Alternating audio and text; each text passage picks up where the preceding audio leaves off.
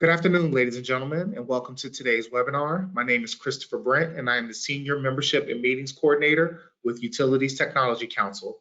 Today's webinar is titled Diversity, Equality, and Inclusion, and it is a sponsored webinar by Motorola and Nokia in partnership with Utilities Technology Council. Now, before I hand it off to our President and CEO, Cheryl Riggs, I would like to go over a few housekeeping notes. Please be aware that this webinar is being recorded and will be available for on-demand replay for all of our attendees. So if you do need to leave a little early, do not worry. You will be able to see the webinar in full. We will be creating a community in UTC Networks, and that recording will be posted in UTC Networks for all of our attendees. If you do have any questions, please feel free to submit those using the questions section of your GoToWebinar control panel. And we will hold all questions until the end of the presentation, just to kind of keep the flow of the conversation going. So with that being said, I will now hand it off to our President and CEO, Cheryl Riggs. Thank you all for joining us and enjoy today's discussion. Thank you, Christopher, and thank you, everyone. Thank you to our sponsors, which we're going to hear a word from very shortly, right after I do just a quick thank you. Thank you to our panelists, our esteemed subject matter experts. We're just very honored to have each one of you here today. We want to thank the attendees for taking time out of their schedule to join us as well to have this important discussion about diversity, equity, and inclusion. And we're going to share stories and hopefully inspire change. So with that being said, I would love to begin by hearing a word from our sponsors, starting with Nokia.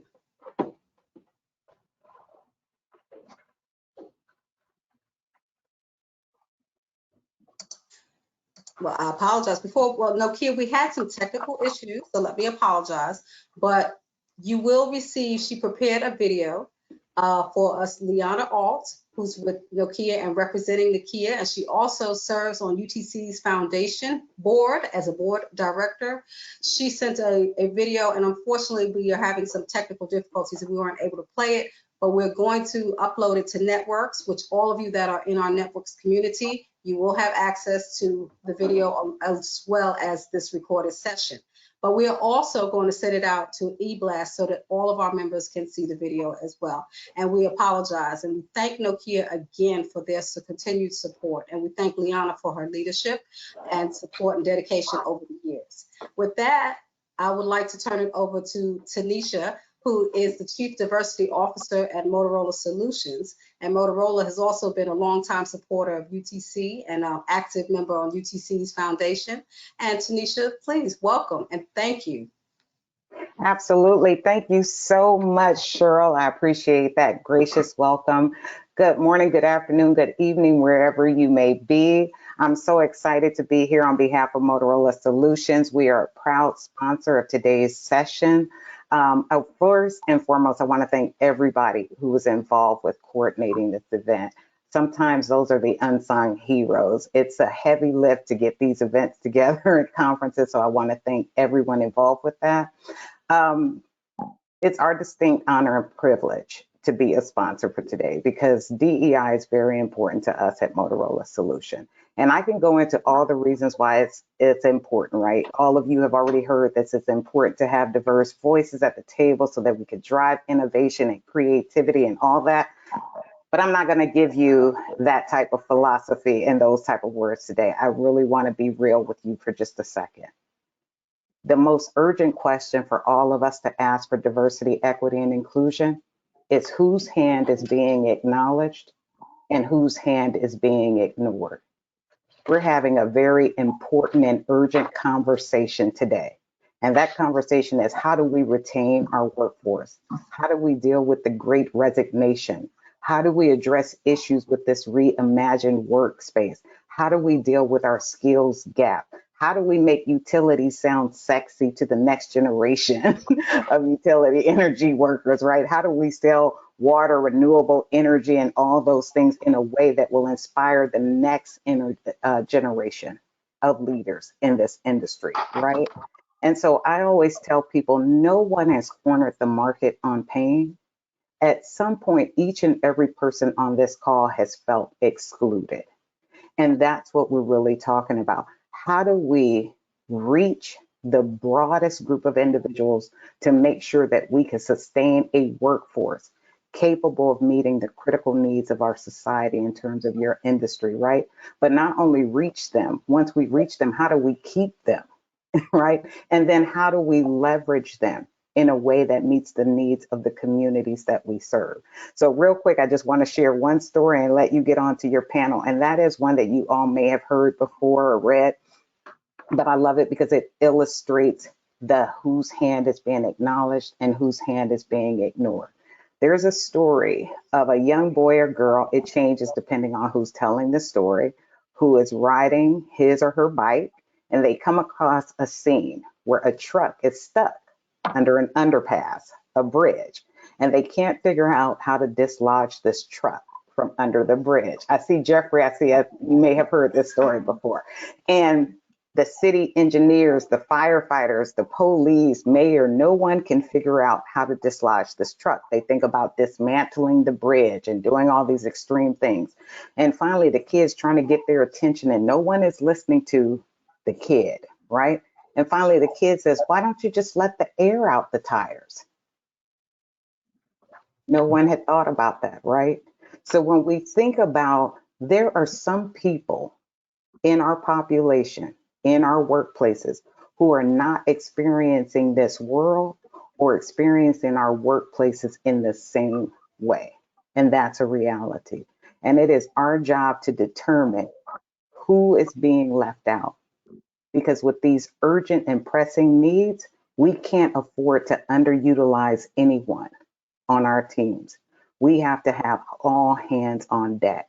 And that's what this conversation is about today. And there's one question in particular, and I don't want to spoil it, but the panel is going to answer it, but it is about making judgments about people.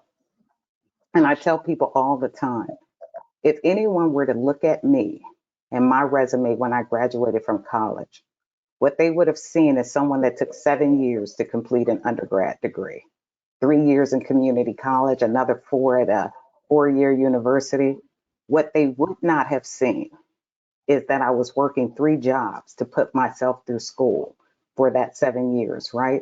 But if someone's looking, they might say, this is not someone who's the best and the brightest. Why would we bring her on? Mediocre GPA, all that time it took to graduate college, the type of jobs that I had to put myself through school that gave me the flexibility. What I want us to be thinking about are what are those inequities in our society at whole and those biases that we have that prevent us from considering broad candidates, people who went to trade schools, people who may not have any formal education, but they are just as talented. So why did I share my story? I shared my story to say on paper, I may not have looked like the best and brightest, and people who had that similar path to me. But if it were up to me, I'd shift that paradigm and I'd say, what I want you to see is grit, resiliency, resourcefulness, determination, steadfast, a solid work ethic to stick with it, right? And that's what we're talking about today. How do we shift paradigms to make sure that we identify whose hand is not being acknowledged, whose hand is being ignored, so that we can reach everyone that's going to help make our industry better than it is today and to sustain it.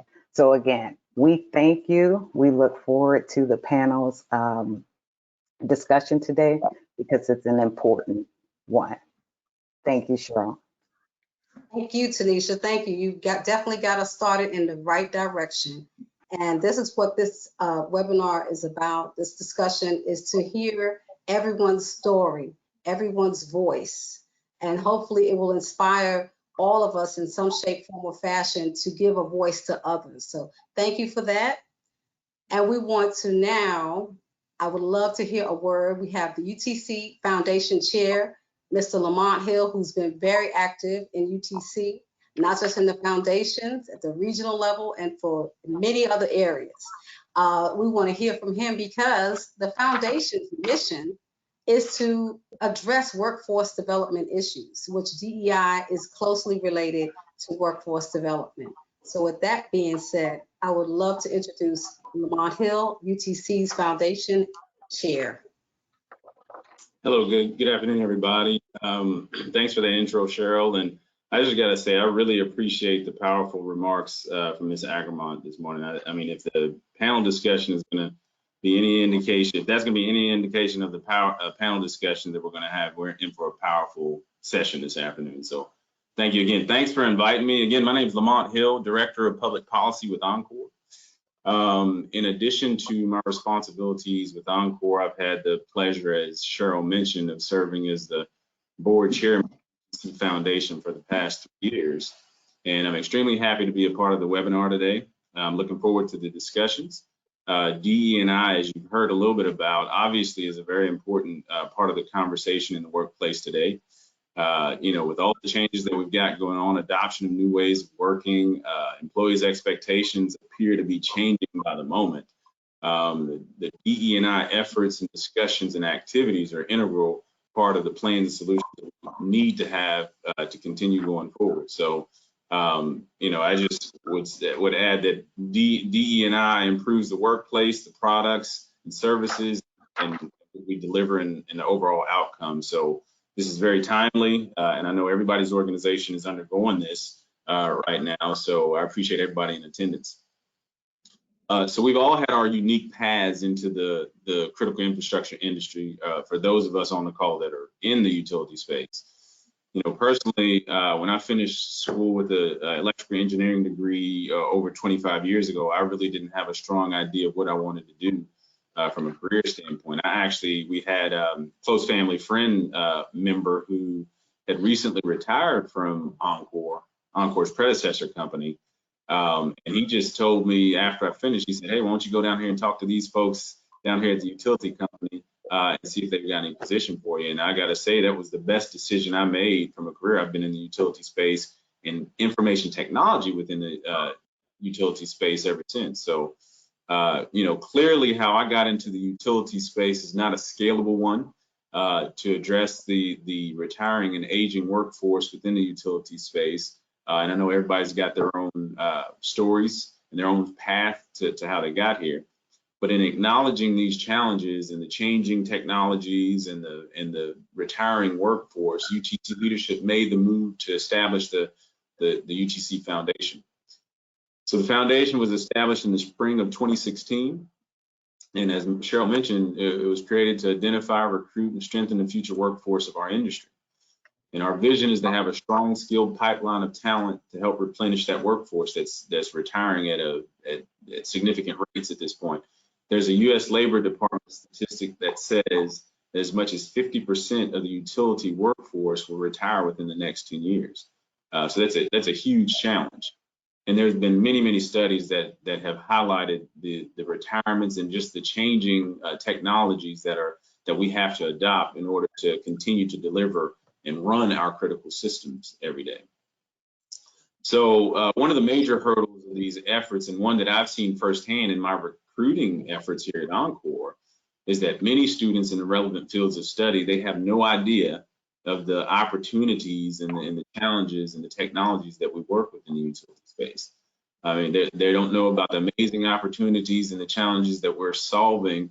But I've found that once we get in front of them and we start talking about how we're using data analytics, big data to solve some real critical problems and issues and actually improving how we operate control systems and how we minimize impacts to customers. Then we pivot towards talking about cybersecurity and everything that it takes to protect these critical systems on a day in and day out basis. And another one that actually pulls them in from my experiences is when we start talking about next gen telecom solutions. So once we get in front of them and start talking about all these things and all the opportunities, their eyes light up and they get really engaged, and we start having some successes there. But from a foundation perspective, in order to accomplish our goals, we've set out to engage colleges and universities across all 10 regions of UTC to help identify and educate that prospective talent across our industry.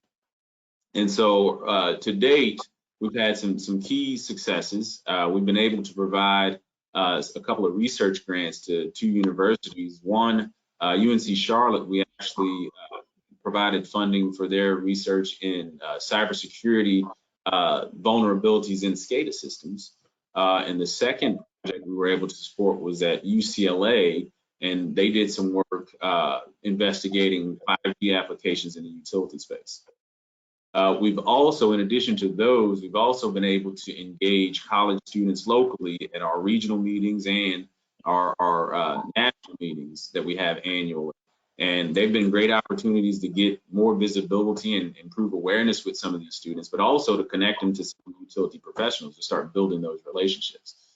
So our next steps are to roll out a more comprehensive, scalable program of engagement that will help us keep connected to these target audiences and this talent on an ongoing basis. And that's where we need the support of this group, this audience. We need the support of utility members, technology partners, and quite frankly, we need the support of users of critical infrastructure, which is just everybody. And we're starting to make plans to reach out in large scale to start gaining that support. And it's evident now more than ever with things like these extreme weather events that are happening more frequently. And I can firsthand attest to the challenges that those have highlighted with what we went through with Winter Storm Uri here in Texas. I mean, that reset the table on a lot of things within the state of Texas, and it highlighted a lot of the challenges and opportunities that we have. But also addressing aged infrastructure where we've got to replace with smarter and more efficient technology. Now is the time that we've got to address these challenges, and the foundation is set up to help start doing our part to ensure that we have an abundance of knowledgeable, passionate talent to help further our workforce and join us in this journey. So before I kick it back to Cheryl, I would like to just plug the UTC Foundation website. Please visit www.utcfoundation.org for more information and to learn how you can help support our efforts. It is key to our industry, and it's very important to UTC as a whole. Thank you for the time, Cheryl, and I'll turn it back over to you guys, and I'm looking forward to the discussion.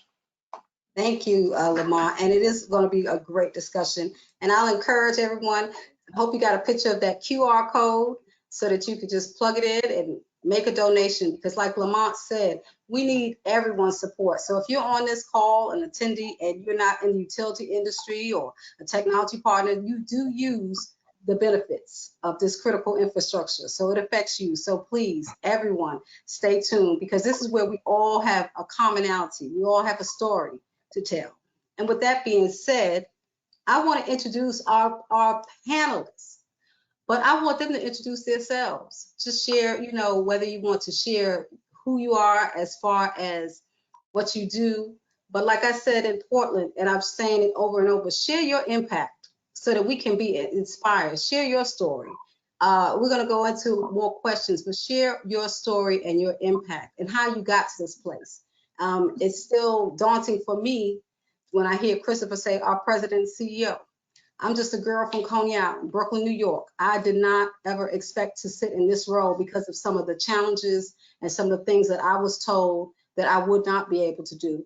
Very few times I was told of what I could do. But thankfully, I had also parents and grandparents that had experienced things that says, you can do what you want to do.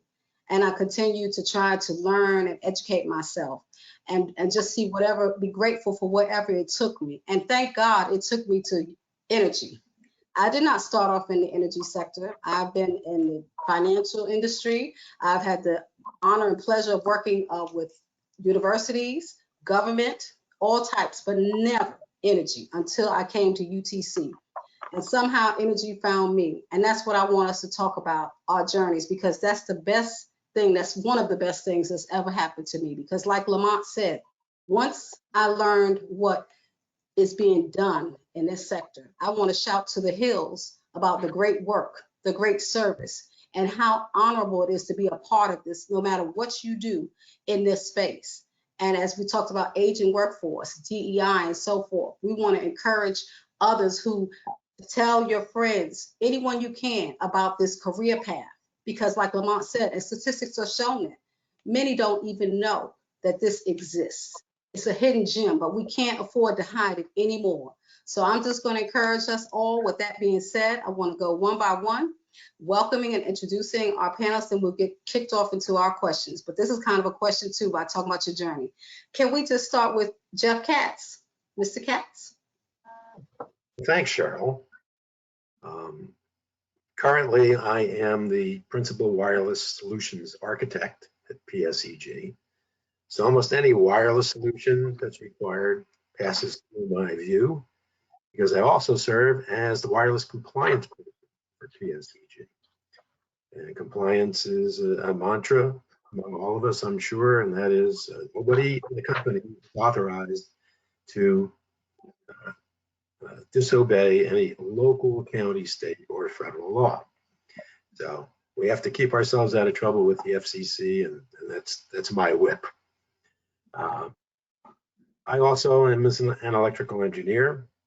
I graduated a long time ago from Stevens Institute of Technology, and then went on to law school, primarily because I was elected as the very first young alumni trustee at Stevens. So it was deemed to be a conflict of interest for me to be on the board and also review faculty. So the faculty couldn't have pressure put on them. They'd have to give me all A's, right? It's graduate school, what the heck? Everybody has to get an A or a B. In any event, I've been in the utility industry for 50 years. And I started with PSEG, and I'm still with PSEG, despite the fact that I have an outside law practice. But I was, until I retired, a sworn law enforcement officer, served my community as an armed auxiliary police officer, retiring as a lieutenant in 2015. Let me tell you a little bit about my journey within PSEG with diversity, equity, and inclusion. 3 words that probably were never uttered by anybody in the company until maybe 10 or 15 years ago. When I started, everybody I saw there was basically lily white. There was 1 female engineer in the entire company. That's among almost 15,000 employees at the time. So I found that to be kind of interesting. And so did she. You know, she was so disgusted with the fact that there weren't more women engineers that she eventually left the company and became the very first executive director of what was then NERC, headquartered in Princeton, New Jersey. Of course, the big challenge was, how do you attract women to STEM? They really weren't going into that curriculum.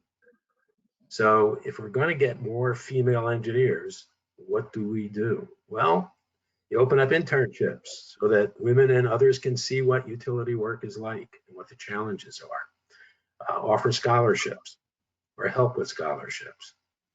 And let the folks on the other end of the pipeline, that is the educational institutions, know what we need in business so that they can fashion curricula to meet business needs.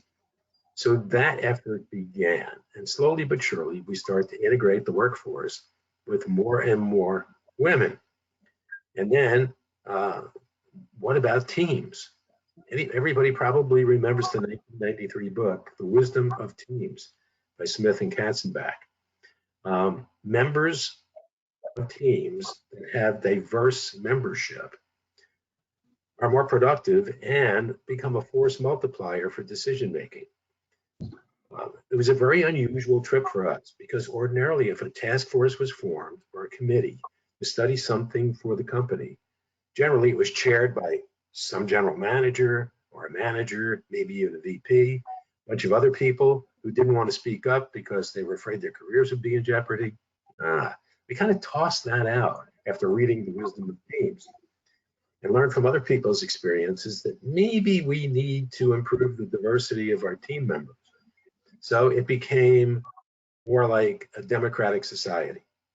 And that is, you'd have a team, but the team would elect its chair or spokesperson. And that team could be made up of broadly different backgrounds, ages, perspectives, ethnic groups. And sure enough, yeah, it turned out to be a good idea. So diverse teams became the rule. And women in jobs traditionally performed only by men had to be addressed, as we're starting to see more and more women move into these totally male traditional roles. So what do you do about job description? We had to go with gender neutral descriptions, right? A line man becomes a line worker, or a manhole becomes a chamber or vault, and a manhole cover becomes a chamber or vault cover, or a relay man becomes a relay technician. So we had to make our job descriptions and nomenclature kind of match the diversity and inclusion that we were experiencing. Then we went on to form EBRGs, Employee Business Resource Groups. And these are voluntary communities or affinities that get together because they have a common interest. It could be veterans, it could be LGBTQ plus, or it could be women engineers, or Latinx, or mentor-mentee organizations, or young employee organizations. And the company sponsors them, and they can meet as often as they want, generally at lunchtime. And they can educate others about their community of interest and see if others want to join their groups. You do not have to be a veteran, for example, to join the PSEG Veterans Group. You just support veterans. So those were other examples. Basically, we're committed to a diverse and equitable and inclusive workplace where we value individual differences and points of view. It's based upon mutual respect, forming a safe to say environment that's welcoming and nurturing. And then we have to deal with DEI even beyond work, sourcing from local businesses or from minority and women-owned business enterprises. So we support DEI in that fashion. And from a very personal viewpoint, I'm a board member and former chairman of 2 nonprofits. And while each board has completely different purpose, both boards reflect the makeup of the community we serve.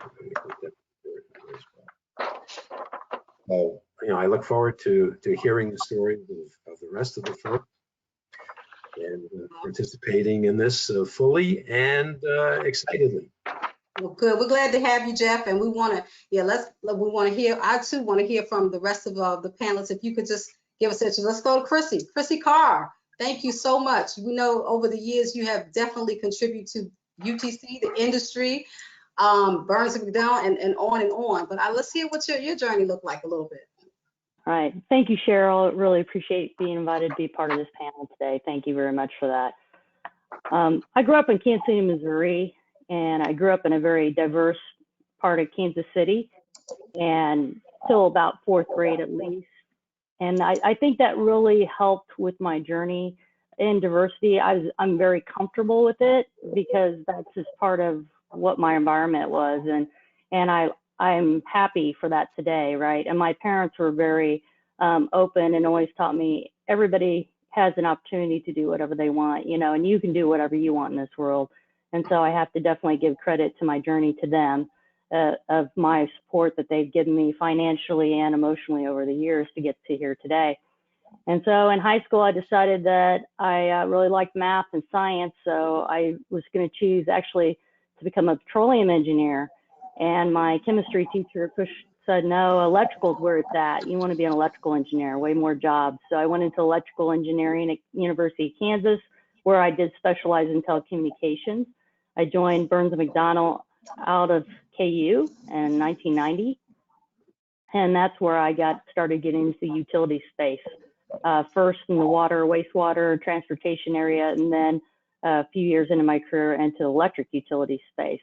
I've used my specialized career of telecommunications. So throughout my journey, I've tried to mentor the female engineers at the company, and definitely my own daughter, coaching her sports teams and helping guide her and mentor her friends and the other girls that I had influence over. So I feel like my career in electrical engineering helped set that bar for them that you can do whatever you want to do in this world as a woman. You don't need to be held back because you're a female and you don't feel like you can go in a profession that's dominated by men. And so I think that has really set the precedence for my daughter, who's now in dental school at the University of Missouri, Kansas City. And I think for her friends too that are going on to high careers and different doctors, lawyers, you know, accountants and on. So I just hope to keep influencing everybody really around me that they can do whatever they want and not to be held back by other people's opinions. That is great, Chrissy, and motivational. I love it because I too have, you know, we all have the same similar stories, whether we believe it or not. Knowing now, I definitely could have been in engineering. I love math. I say I'm a numbers girl, I'm an accountant, but engineering, I graduated in the 97th percentile, but no one ever presented engineering as a career option for me. Oh, wow. So I didn't even learn about it till much later, till I was in college. So it's just another example, as Lamont said, about the awareness, depending on just our backgrounds. But like you, I have 3 daughters, and I make sure, and even not my biological daughters, I want them to know just the same thing that was put into me. You can do whatever and explore options. That even don't wait for someone to tell you about your narrative.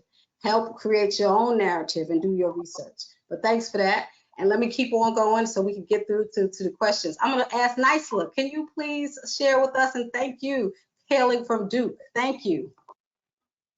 Thank you, Cheryl, and it's been great to hear Chrissy's and Jeff's background. So my name is Nisla Barreto. I was born and raised in Colombia, South America. My family moved to the United States when I was 10 years old. We lived 2 years in Florida, then the rest I was raised here in Charlotte, and I was fortunate to be part of a really good school system here.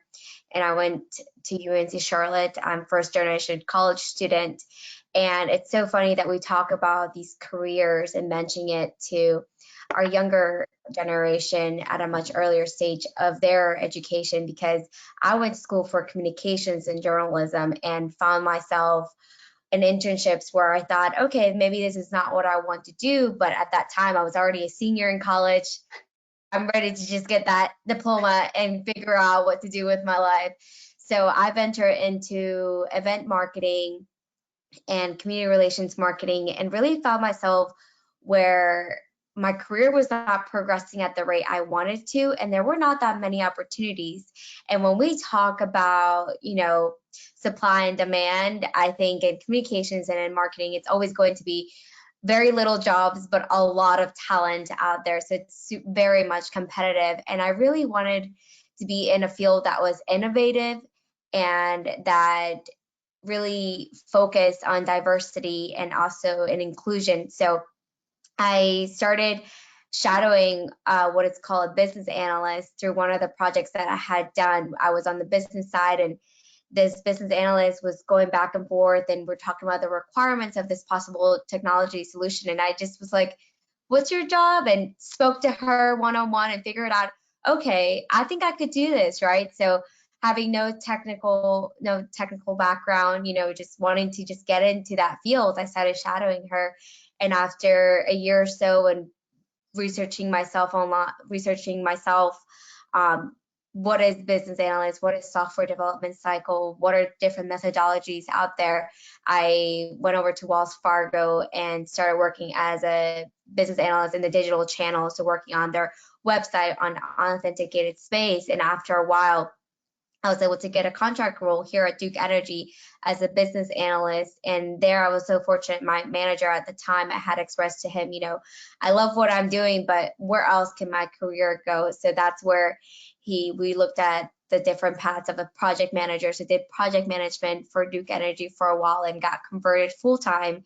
And then once I had seen what I had to see as a business analyst, project managers, back to that role, like what else can I do, right? I want to be in a field where I can constantly learn and it's constantly growing and it's always a challenge. So I went over to be a product owner. So now the team that I'm on is on our emerging technology, and we develop virtual reality for our technicians out there. We've done it for our gas, for Piedmont Natural Gas. We've done it for our renewables. We've done it for customer delivery. So we're on the cutting edge of technology here. And I think it's so important that to notify and to really speak about to anybody here that just because you go to school for one path does not mean that needs to be the path you stay on the whole time. And you really have to navigate through it, just like Cheryl, just how you have, just how Chrissy has.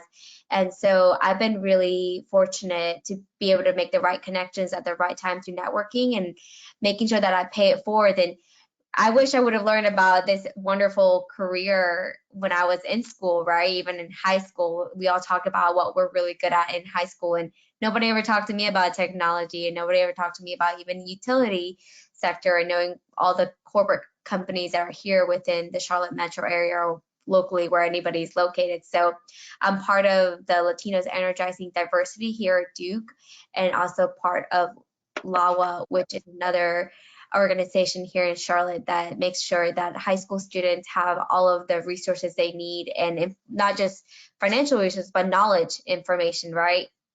Of them knowing the different careers. So going to different high schools, speaking about the different technology opportunities from a technical and also from a non-technical perspective, I think is key in just making sure that everybody understands that there is such a diverse set of jobs out there when we think about corporate America, and you don't have to, I think everybody always thinks, you know, to be an engineer, to work in technology, to be in utilities, you have to be this rocket science. It's something very unobtainable, especially if you come from a diverse background or a non-traditional background, I would say, like myself, that you don't even think that's what you could possibly capable for. So being that bridge and being able to bridge that gap out there for our younger generation and educating them on the possible opportunities.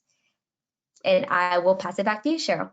Oh, that was wonderful. And it's so encouraging to hear all the, as you say, how you got your journey. I just love it. And I hope everybody's just soaking all this stuff up. It's really good. Just right here on this. We haven't even started the questions.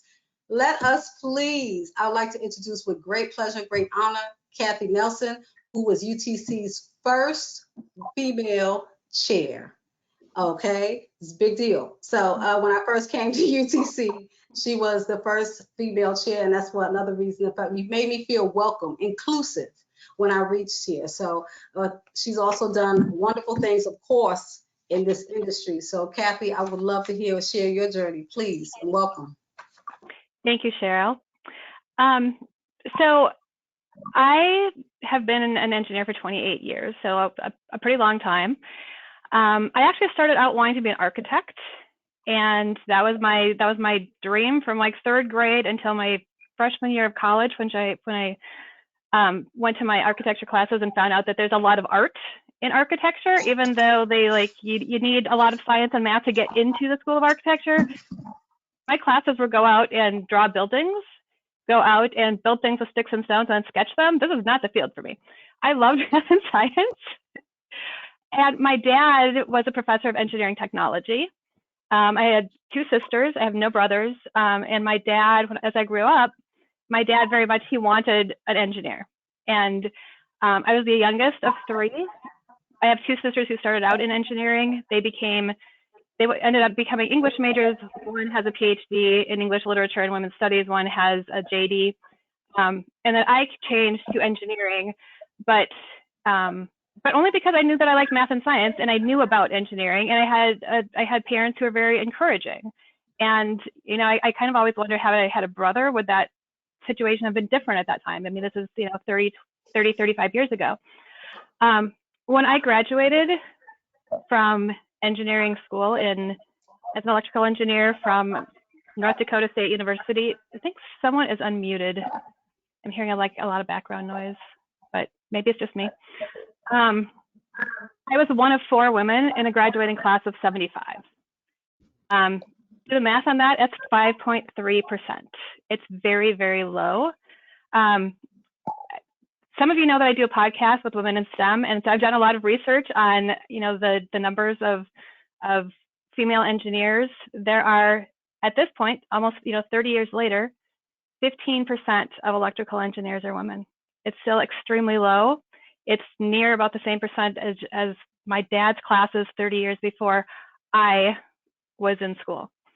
One of the things, and I'm going to get into like my story, but one of the things that I think we need to do is have normal media representing women in STEM. We don't see women engineers. We don't see women of color as engineers in our TV shows. We don't read about it in our books. You don't, you know, you might read a book about women in STEM, but in our mainstream media, this is a big gap that I think really needs to be addressed. So I've been trying to like just put a little pin in that.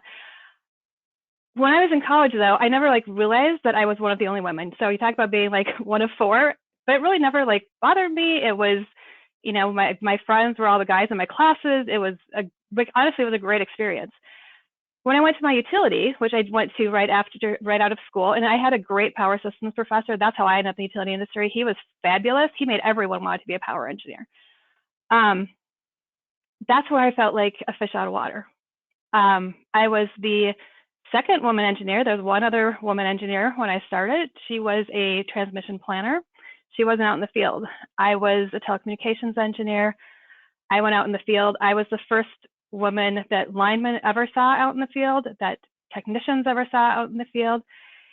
And it's not like this was a bad experience. They were very welcoming. They took me up in the bucket truck. They taught me a ton of stuff. I mean, they are so knowledgeable. They, you know, it was honestly a great experience. But at the same time, I also felt very much alone.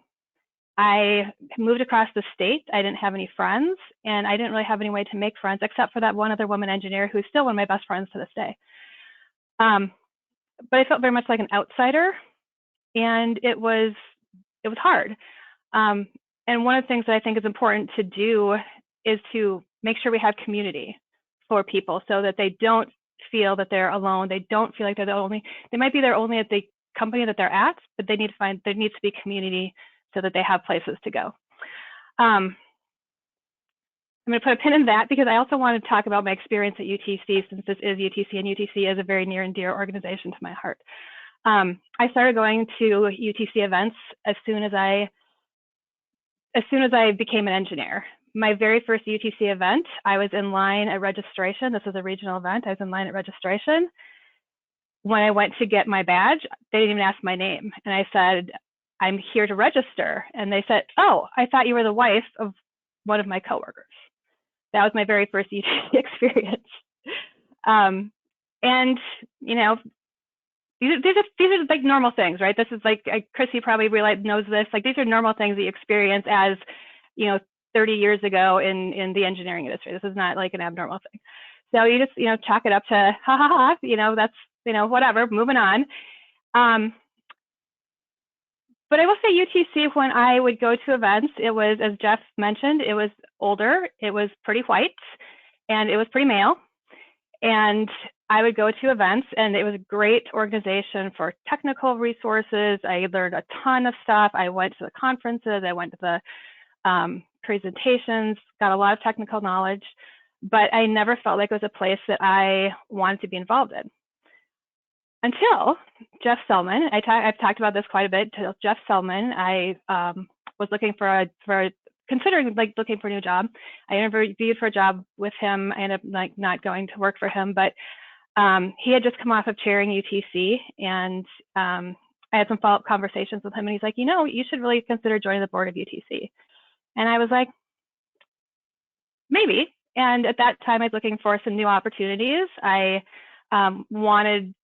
wanted to do something more within my career and was kind of like limited at my utility. I'm in a mid-sized utility. And so I then met with Ron Beck at one of the national conferences, and really liked the organization. I said, yes, you know, like sign me up. And I went to my first board meeting. And once I got inside UTC, it was a completely different organization than I had viewed it from the outside. And I think this is important because I think that, you know, we can talk about diversity in a lot of ways, but I think the appearance of an organization to somebody from the outside is really important. I couldn't see myself when I was younger. I could not see myself being a part of UTC. When I became a part of UTC, though, I was welcomed and felt, honestly, like I was welcomed with open arms. My viewpoints were welcomed. The fact that I spoke up, which is kind of, I will say that's kind of when I found my voice, was welcomed. I found mentors. I found a network of people all over the country and all over the world.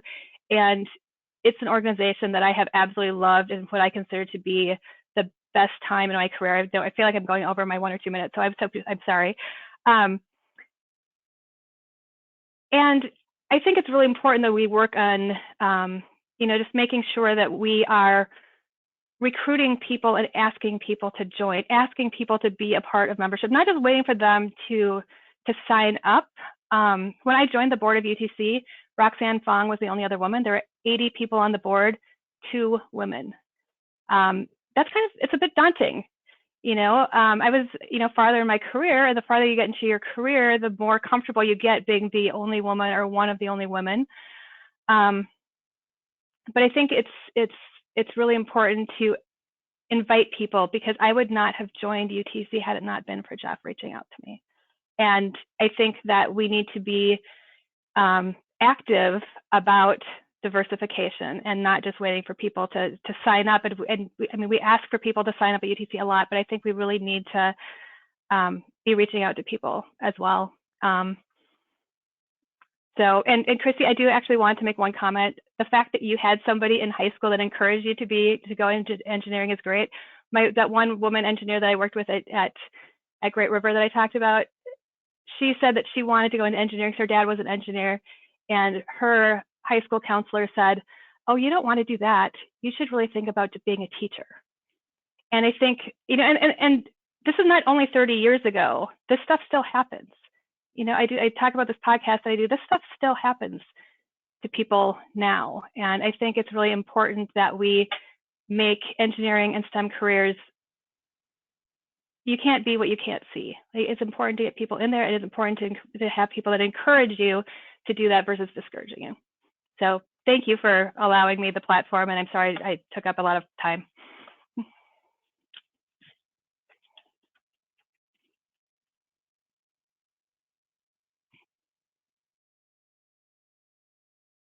I think you're muted, Cheryl. Cheryl, you're muted. Thank you. I muted because when Kathy said there was feedback, but anyway, I want to keep mindful of time. I'm going to go on really because I want to make sure everyone gets an opportunity. But I do want to say, Kathy, to your point, you're right. It's a saying that goes along with diversity. If you've been in this space, you've heard it before. It's not just about inviting people to the dance, but it's inviting people to dance. And when we get the people, when we invite them, we need to allow them to tell their story. Because I know for me as a minority woman, which is kind of 2 challenges, and probably you could find tons of other things to say different, but it's important to be able to tell your story, because that is what makes people feel excluded and alone, is because their story is assumed, it's not theirs to tell. So I just wanted to share that. But Keisha, please talk to us about your journey. Let's be mindful of time, because we want to get at least a few questions in. And then Monroe, I want to hear. And thank you. Welcome to the panel. Thank you. Hello, everyone. My name is Keisha Falls, and I work at Centerpoint Energy. I've been here about 9 years, and I'm currently a senior technical analyst. When I got the invite to do this for UTC, I was about to report it as fish, because I said, they want me. Okay, great. To talk about diversity. Interesting. I really didn't believe it, but I do thank you guys for this opportunity. My journey started in 1996 back in sales. I started off in technology as a sales representative. I came from a background to where I was told that I would be great as a teacher or a nurse, and not to worry about anything else, because I had such a kind spirit. So after sales, I went to provisioning. So I learned a lot about working on circuits, bringing up networks, and just getting to know more about voice and data. After provisioning, I went to technical consulting, went back to sales, and now I'm here as a technical analyst. I work a lot in the community still. I give back. I'm part of several organizations, CHAMP, MMG, and my favorite, of course, is now UTC, because they have opened up so many doors, and they challenge me. They challenge me to do better, to invite more people, and to get to know my industry a little bit better. I know that you guys all have said bringing other people in. That's great. I'm all about each one, teach one, because you don't know, like you said, you don't know what you don't see. So if you see it, you talk to more people, you get more people involved, and this is how we grow. This is how we learn more. This is how we get along more, and this is how we change, we evolve. So I'm happy to be here and want to say thank you. You're still on mute.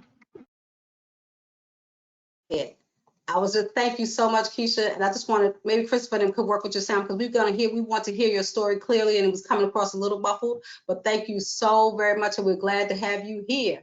So Monroe, please, let's hear your story. I know you have a great story too. So thank you and welcome. Thank you so much. I appreciate this opportunity to talk to you all and to all the members out there. My name is Monroe Keto. I work for Navajo Tribal Utility Authority here in the Four Corners area. We have a service area about 26,000 square miles here. It's about the size of West Virginia there. And it's a high desert, area there. And we serve water, wastewater, electric, and for me, telecommunications services here. So I work in the business development group here under our general manager, Mr. Walter Haas. So I guess my story begins, at a very young age when, I was born into a family of 7, and my parents, didn't have much education. I think my mom went to 7th grade, and my dad graduated from high school. And born with or being around 7 kids and your parents having to work all the time, you had to grow up fairly quickly. So you learn to, cook, and you learn to sew, and you learn to take care of your siblings out there. And then at the same time, the family that I was in was more of the traditional life on the Navajo Nation here. So very focused around kinship, around family, and around tradition.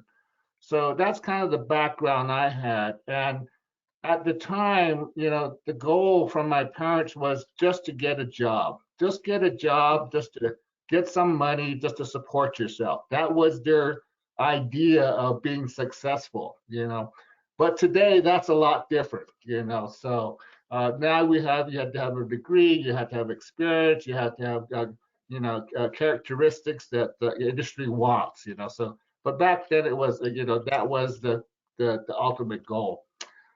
So with that, I went to school and I graduated, and I had a big decision of, should I just go into the workforce or go back home and do, the ranch life and do the traditional way of life. And I faced a lot of the situation that I think a lot of Native young people face today is that, do you go off and seek success in the Western world, or do you stay home and cultivate your culture and be a part of the family environment there, So I'm unique in the sense that I kind of got the best of both worlds at where I'm at. So let me step back a little bit. So my education background, I started off going to a BIA or Indian run schools. And my goal was to be a cook at the time, white collar. I didn't have very much. And at the time, I started questioning, is this something that I really want to do, or is there something better out there? And I went to one of my advisors at the time, and I said, hey, I think I could do something better. And at the time, they told me, well, you're a minority, and there's probably not much you could do. You don't have the knowledge, you don't have the initiative. And so, it was very depressing to have somebody tell you that you couldn't do something. So, but then at the same time, that was very motivational. I said, I'm not going to have somebody tell me what I could do with my life. So then I went into, electronics, so I thought, at this school, the hardest thing to go into was electronics, into technology. And I went in there, and, to my surprise, I liked it. Instead of being a cook, I liked the electronics side.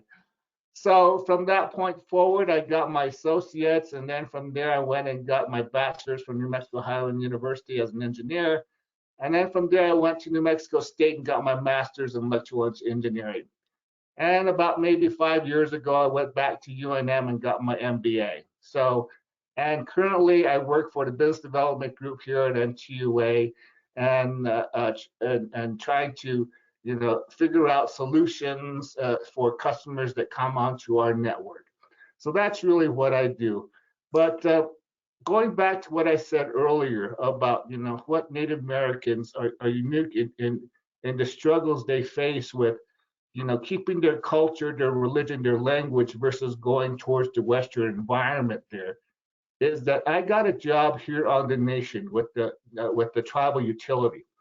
And a lot of the Native influence is here at the utility, which actually was comfortable for me to be in that environment.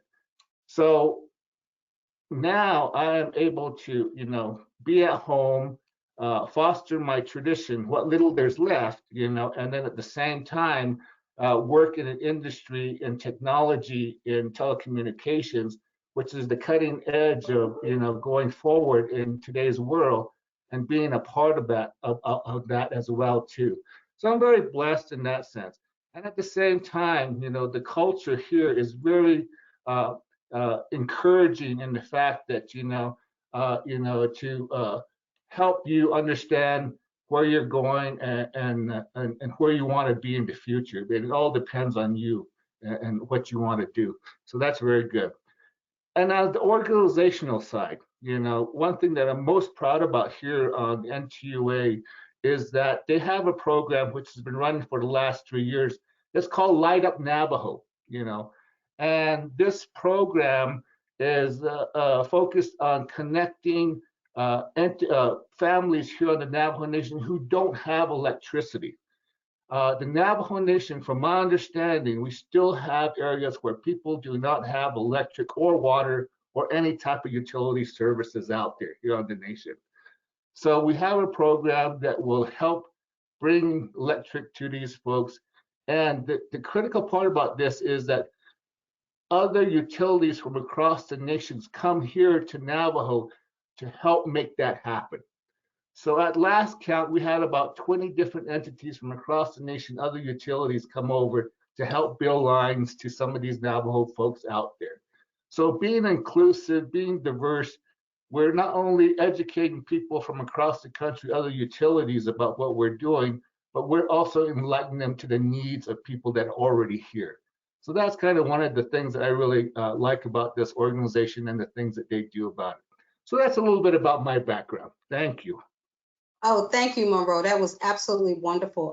And Light Up Navajo, I definitely, it was shared with me through Joy, our predecessor at UTC, one of her members. So we have to keep talking and find out more and more things that utilities are doing all around this nation to serve people. So we're going to be mindful of time. We're still going to get in a few questions. So I just want to say, why, if anyone's wondering, why is UTC, Utilities Technology Council, why are we talking about DEI? Why are we talking about workforce development?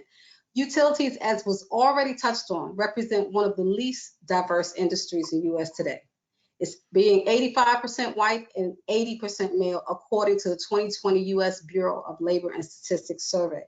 So with the aging workforce and everything that is happening, it's just going to create a natural attrition and opportunities for increased diversity. So the time is now for us to have this conversation, and not just have this conversation, obviously get a call to action. As Lamont said with Encore, they're doing lots of great things, and I'm sure your jobs are doing this great things as well, and we want to hear about it. This is going to be the first of many conversations, so we're going to continue this conversation. So let's start with the question. And panelists, I know I don't want any surprises. We're going to start with a third question that I suggested we sent out instead of starting off with diversity, because I think everyone's touched upon that. How do we encourage others to eliminate bias and judgment against our outward appearances and remove the stigma that our appearance equates to our intelligence level or work ethic? And that Tanisha touched upon this. So I hope you've had a chance to think about this. And just to share stigmas, just to share, I went to a conference just the other day, like Kathy said, 30 years ago, and I hadn't got my badge yet. And I was asked, and I was speaking at the conference, are you lost? So there's a lot of stigmas that's still here, but we're going to knock them down one by one. So with that, let me go to Keisha. Would you please, if you can address that, and do you need me to say the question again, or are you good? No, ma'am, I heard the question.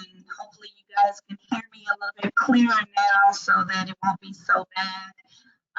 The best way I feel to encourage others to eliminate the stigma is to actually, like you said, invite them to the dance, invite them and ask them to dance, include them on the committees, include them on the panels, include them with the questions. Learn from them, hear their knowledge, hear their struggle, and see what they're all about. One thing I run across a lot is when I go out in the field, even though I have my hard steel-toe boots on, my hard hat, I've always been asked, do you want to know where the administration building is? And I said, no, I'm here to actually be inside of the substation. Oh, are you meeting someone? And no, I don't need anyone's assistance. I can take care of this. So we get that a lot, and they're clearly basing me as a female, as well as an African-American female, to be in a position that I am in currently. So I'm here because I was given several opportunities, and I did take advantage of them. I got my education, and I love to network. So get to know people, talk to them, and you'll find that they're way more helpful than you realize. Thank you, Keisha. That was great. I'm going to go a little bit out of order. I know I took the order for y'all, so like I said, I want to be transparent.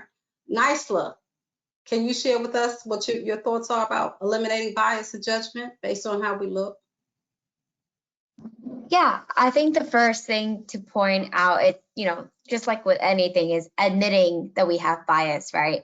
I think a lot of times when we talk about bias, people, especially I know I have been one of those, like, no, I don't have a bias. Like, I can't have a bias.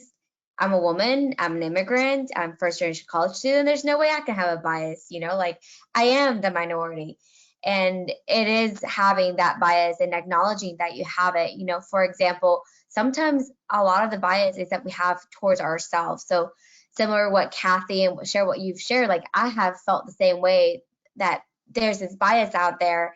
And when I look at people that are different from me, I assume automatically they're going to think that bias of me, right? So when I was at UTC, I remember I was introduced to it very early in my utility career by my manager, and him inviting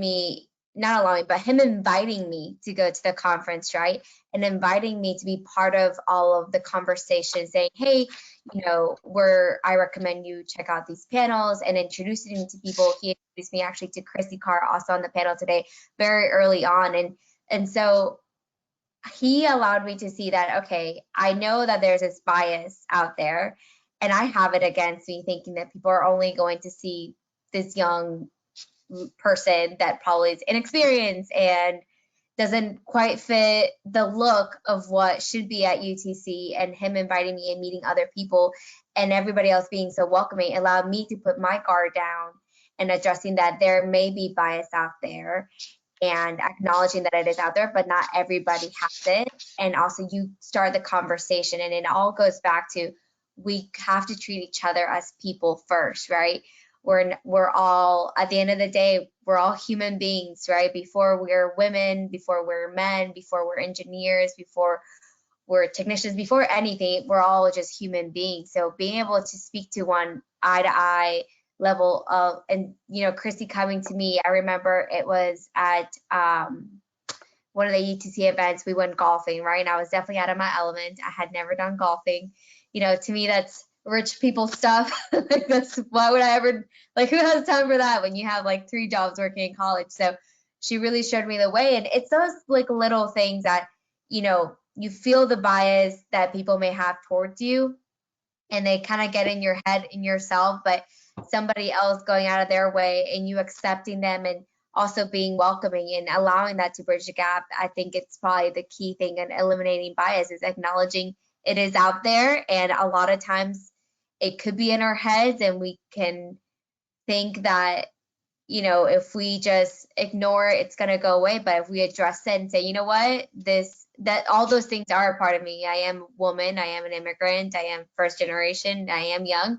However, that's not everything I am. And you allow yourself to be seen by others and other people accept you is, I think, the way that you can eliminate bias. Awesome, great. Thank you so much, Lisa, and you hit on a lot of great points. Jeff, please share with us what you think. You've seen quite a bit, and I'm not trying to say, I'm just saying your experience. You've seen it quite a bit. Help us through this. Yeah, I have seen it, and depending upon which hat I'm wearing, right? I see it in the courts where women lawyers are not necessarily treated the same way male lawyers are. As a law enforcement officer, I'm supposed to make conclusions as to guilt about people. It doesn't matter who they are. They're a perp. Wow, they're probably guilty. We'll find out later if they're innocent. So it's a matter of setting a good example every single day and making sure that I, as a person, do not tolerate others who exclaim biases. There are unconscious biases and there are conscious biases. And I mean, this is humorous, right? But, if you have an opportunity and you really want to watch something that is a mock on all kinds of ethnic stereotypes, if you can, take a look at the unexpurgated version of Mel Brooks's 1974 movie, Blazing Saddles. Right? Tie somebody to a chair and force them to watch it. It's an educational opportunity. But on a day-to-day basis, we as employees at PSEG have this program called Pro Habits, where we're asked every day questions about diversity, equity, and inclusion, how it affects us, how we affect others, and how we affect it. So I think my answer to the question is personal commitment to eschewing any kind of bias that I hear, unless it's a bias that's like totally pro-American, right? But other than that, it's living the lifestyle that way and making sure that we're tolerant of others, either in expression, their ethnicity, right, their color, and what they believe. Understanding that, as Naisla said, that we're all human beings. We all live on this planet. And I don't have the time to be discriminatory. There's just too much effort in it. It's so much easier to be inclusive and welcoming. That's well said, well said. And I'm definitely going to make sure I take that advice. It's great advice. Kathy, you touched on so many issues that you put a pin in. Pull one of those pins out and give us some good suggestions here how we can eliminate bias and judgment. Yeah, so I think I'm going to echo like some of the other comments that the panelists had. So talking with people, understanding our own biases. I'm going to fess up to something. I've been in the industry for 28 years. I've been in UTC for 28 years. When I first met Chrissy, being she was a vendor, I assumed she was in sales. I'm an electrical engineer too. This is horrible. This is like my own bias coming out. And then I had to correct that later. And I think that that's one of the challenges, especially on the vendor end in trade shows, is I think that women are frequently assumed to not be technical.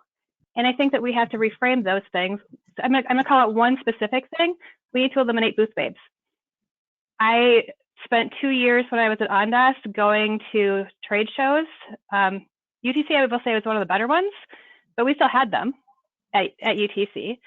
I went to a rail conference where one of the vendors had a woman dressed very provocatively shining shoes. This was 2 years ago. And so I think there's some very concrete things we can do to eliminate those biases. We need to eliminate those things from our business. And I'm going to leave it at that. Kathy, that's well said. And Chrissy, we have to go to you. If I could just share too, both what Kathy and Jeff said about not just making assumptions. And like Kathy, I'll admit it too. I mean, everybody should be able to admit it. We've all made some misjudgments. But what I learned even from my own self, you can't look at anyone and you just can't. You're 9 times out of 10, you're gonna be wrong about what you think their story is. I mean, I'll tell you, my mother is African American, my father is African. I have been in the mixed company where people are talking about Africans, and because they assume, well, she must be African American, so she won't be insulted. So we just can't assume by looking at anyone what their story is. And that's not just your ethnic background, that's your education, your religious, whatever it is that makes you up. So that's a good point. Just try to be inclusive. Great advice. Chrissy, please share with us your wealth of knowledge. Yeah, thanks, Cheryl. So one of the things, and you know this, Cheryl, we've talked about it this year, that I believe we can do to help break down this bias at Burns McDonnell is to work with the women-owned, veteran-owned minority businesses and to bring them onto our project and give them opportunities to projects that maybe they would have a harder time getting that opportunity to work with a company like PSE&G, Jeff, for example. You know, that's on our heart, is to help bring those opportunities forward, to give them a seat at the table, to get a voice, right? To be seen as a great business owner, right? And so that's one way we're trying to do it, is just to provide opportunity, right? And let people see that these businesses do have something great to offer them. And I feel like the utility world is really open to that, and that many utilities are now requiring, you know, a 30% spend rate if they can of a minority, women-owned, veteran-owned business. So, you know, kudos to the industry for trying to push out there and break down those biases that these businesses have something to offer. It's great. That is great, and kudos, you're right. And I read something the other day, Forbes magazine that named one of our members and one of our colleagues, Consumer Energy, as they ranked number 22 for one of the most diverse companies, and that's a big deal for utilities, when on the other hand, statistics are showing how not diverse the utility industry is. So kudos, like you said, Chrissy, for everybody doing everything they can to break down these barriers and change this narrative. So that was great, y'all. Thank you. Let's go on to another question. I think we have time for another question. We're gonna probably have to wrap it up, but I hope we can keep this conversation going and we can even break it down more granular. So let's see. As individuals, some of you have talked about the steps that you've taken to promote diversity, equity, and inclusion. How would you encourage others to do the same? And is there something else that you'd like to do, perhaps? And I'm gonna start with Monroe. Did I get your perspective on bias? Monroe, did I get your perspective on bias before we move on to the next? I did? Did I? Because I don't recall hearing your perspective on the bias question. No, you didn't. Monroe, I apologize. Please, before we go on to the last question, please, may I have your perspective on how we can eliminate bias and judgment? That's what I get for going out there already, so. No, I got to be inclusive, please. I'm so sorry. I'm just kidding you. You know, being Native American, you know, in our culture, it's really kinship based, you know, so anybody you meet out there as part of the tribe or other tribes, you form a kinship, you know, mother, brother, sister, aunt, uncle, whatever. So, you know, right away you form this, you know, a relationship with them, and you treat them as such once you form that. You know, so but the best thing I would suggest, there's two things. One is that, you know, somebody brought it up earlier, you know yourself. Know yourself. What biases do you have, you know, and what in your past led you to feel or to have those characteristics within you? Understand that. And then once you're comfortable with yourself and who you are and the being that you are, then you would open up yourself to people to ask you questions, you know. So every day here at work, I come to work and everybody I pass say, good morning, how are you? Have a wonderful day. Even though they ignore me, you know, I say, hey, good morning, how are you? You know, but later on they come around and say, good morning. So I form those relationships, you know. But I'm comfortable in myself that I know myself that I can take rejection or I can take somebody ignoring me. And at the same time, you know, I formed these relationships that I never thought were possible before. So I think those two things is that, you know, be open to people to say hello and open for them to ask you questions, but at the same time, be confident in yourself and where you're going and who you are. Good answer. And I'm glad I went back. Thank you. My memory didn't fail me completely. Thank you so much. That was good stuff. So I'm going to go ahead and ask, and I'm going to try to hope we can be brief, because just in case there's any questions, if not, we're going to make sure that people will be able to ask us questions. We will have our information, so that if that's okay with everybody, because I do want to give people an opportunity to do that. So the question I want to present to you is, as individuals, some of you talked about the steps you've taken to promote diversity, equity, and inclusion. How would you encourage others to do the same, or is there something else you would do? Let me go with Keisha this time.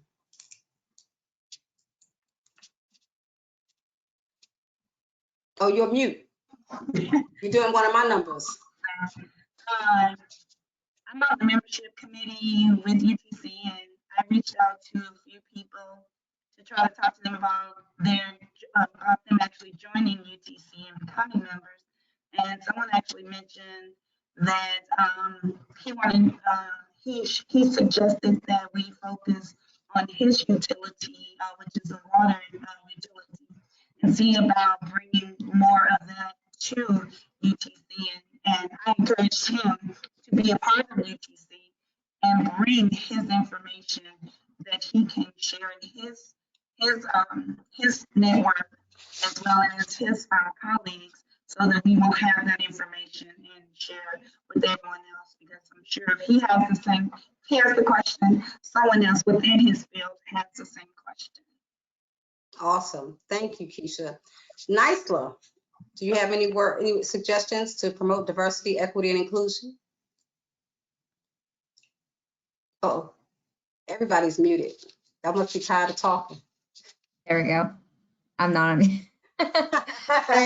It's Kathy says there's background noise. I try to put myself on mute, but it's such a great question. And I think, having conversations like the ones we're having today, right? That's what we need to continue to do, right? We don't need to wait for the numbers to be so low to call it to attention of, hey, there's this ratio of women and minorities and background ethnicities not being in the specific workforce. Is constantly having that conversation. It's just like Monroe said, and how everybody has said, is being welcoming and inclusive. I think is such a key thing. And for myself, something that I continue to do and probably would want to do more is being that voice to other people, knowing that I myself know that there's bias out there, and that when people that look different than me, or even look just like me, when they're coming into this new work field, that I'm welcoming to them, so that they also feel like, okay, there may be this bias out in the world, but in this specific team, in this specific conference, in this specific setting, it's not there, right? And that's, I think, what's the key thing here to acknowledge, is that there is bias out there, and we can stop it only by acknowledging that it's there and being the person that says, hey, it's out there, but it's not in here. It stops here. And then also continue to be that voice of knowledge and being that person to other people of, hey, there's this great field out here and you should hear about it. And I'm just like you. Recently, I was a part of a high school series that talked about different careers in technology. And when I put the presentation together, I thought I could put, my title and my education. And I was like, you know what? No, I'm going to put what I have in common with these fellow students. So I put immigrant, I put first generation college student, English as my second language, and didn't know how to pay for college, right? So focusing on those things that I know are out there and making everybody see that we all have something in common, and focusing on those commonalities rather than focusing on the differences. That's a good answer. Great answer. Oh, wow. Okay. I hate that we're coming to a close. Jeff, what about you? Are you on mute too? Not any longer. I'm not on mute. Okay. Yes. What are some of the things you would recommend? The cursor there fast enough. Well, I think it's important to walk the talk. I can all say that I disagree with bias and intimidation and difficult conversations that we might have, but The whole idea is if you truly believe in diversity, equity, inclusion, you have to walk the talk and set examples for others. You know, I don't tolerate biased talk in my presence. I'll jump on that right away and make it very clear, even if I have to take the person aside, not embarrass them publicly, that that's just not tolerated in this environment. I can't control what they do at home, but I can certainly control what they do in the workplace. So that's a commitment that we make, and we have to live up to every day. I agree with everything that's been said so far. We just have to make it a personal commitment. That's excellent. And that's right. We have to walk the walk. All right. Kathy, you've done a lot and you're doing a lot. So what else would you recommend?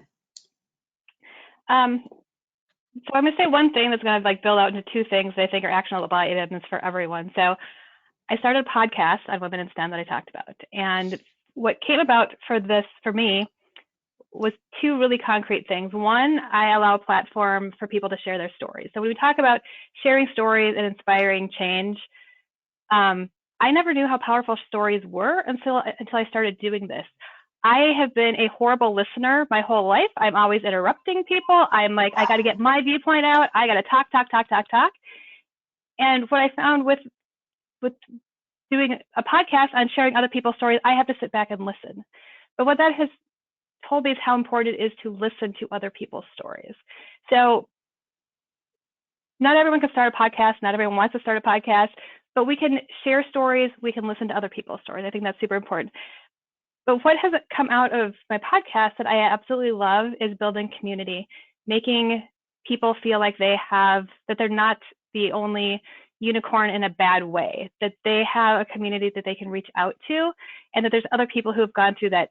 I guarantee you that every situation that has been talked about, there's somebody else who has gone through that. And finding those people is super, super important.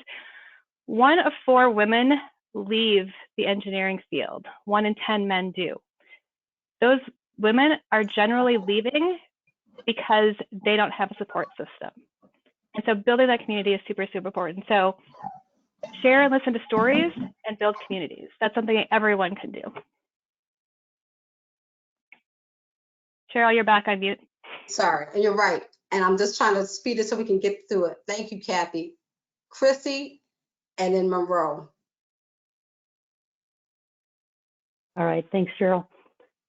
I think for me, it's one of the biggest ways that I try to do this is well, Nicelep brought up one of the stories, right? It's, the UTC is a very dear organization to my heart. It's been very welcoming always to me at the conferences. I've loved coming to them over the years and presenting and partaking in committees, different things there.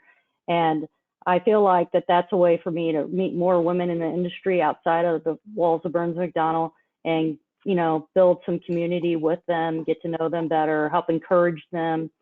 Because I'm farther along in my career, I can, give back and help encourage. So also in my community through church, through the school systems, encouraging the younger girls and just everybody really that you can do whatever you want to do in this world. You just need to put your mind to it and don't let anybody ever tell you that's not a possibility for you, right?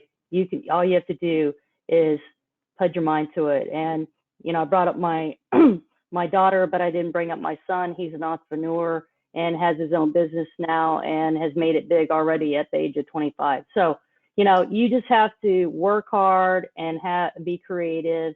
And, I think what diversity brings to us that we really haven't had time to touch on today is the power of unique ideas, right? And great outcomes that wouldn't happen if it was just a very narrow view of the world.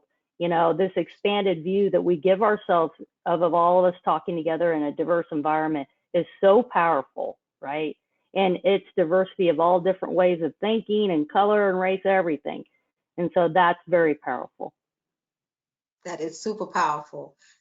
Monroe, please.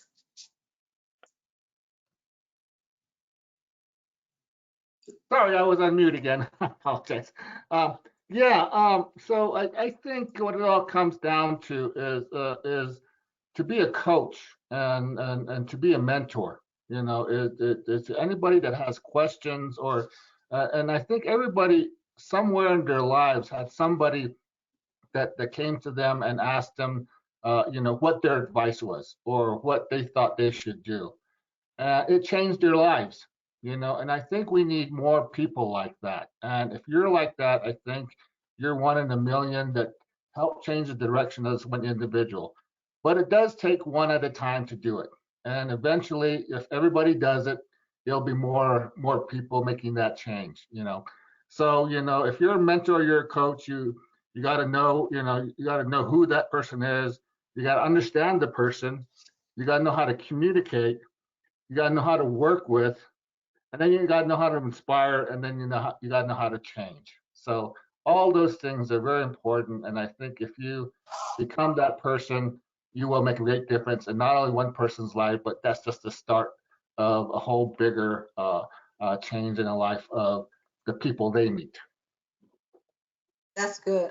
Great. I mean, this has been such a great panel for me, and I hope it's been the same for the panelists and for the attendees. Stuff for us to actually take away as call to action.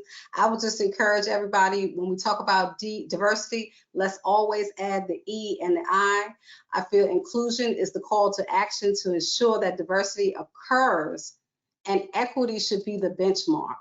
So let's just use that as we go through our daily lives, and we don't have to do anything extraordinary to actually be this voice. Share with your communities that already exist. Tell them about what you know, and let them make their choice, and let them come back and tell you what they feel. It's just a conversation. It's educating through conversation and through stories, and not making people feel ashamed. That network of support. Remember how you felt, like we talked about excluding, like everybody knows that time when they were excluded and how horrible that felt. Well, we never want to make people feel like that. We want to be inclusive and include them. And that's something that you have to just slow down and just take a moment, like Kathy said, listen. I make the joke, it's not my joke, I've heard it time and time. We got 2 ears, so we're supposed to listen more than we talk. So this has been great. I want to thank all of you for your expertise, because yes, you all are experts in this, because you're experts, you're living life. Like my great grandmother used to say, just keep living, baby. So just keep living, keep doing what you do. You're great leaders, great inspiration. You definitely have inspired me, and I'm certain you have inspired our attendees. And let's stay in touch. Thank you. Thank you. Thank you. Thank you, everybody. Thank you. Thank you. Thank you. Yep, so before we close out, I just would like to thank all of our panelists once again for joining us today. Thank you to our sponsors, Nokia and Motorola, for sponsoring today's webinar. And please remember that this webinar has been recorded and will be available for on-demand replay for all of our attendees today. So with that, thank you. Thank you, Cheryl. Thank you to all of our panelists. And we hope to see you all in a future webinar here with UTC. And also, yeah, we're speaking of future webinars. I just want to say, our workforce symposium is coming up in December. So hopefully we can get any interested in being plugged in, whether it's panels, we're going to have presentations, it's going to be a day and a half. We want to get everyone involved. We're not going to stop addressing this issue, because UTC and the utilities and our technology partners are the best in the world. Okay, to me, they are the example of DEI. They serve everyone all the time, every day, every second. So let's keep this conversation going, and I hope to see you at the December symposium. Thank you again to all of you. Chris, you want to take us out? Yep, thank you guys, and we'll go ahead and close it out for the afternoon. Enjoy the rest of your day. Thank you, everyone. Thank you. Take care.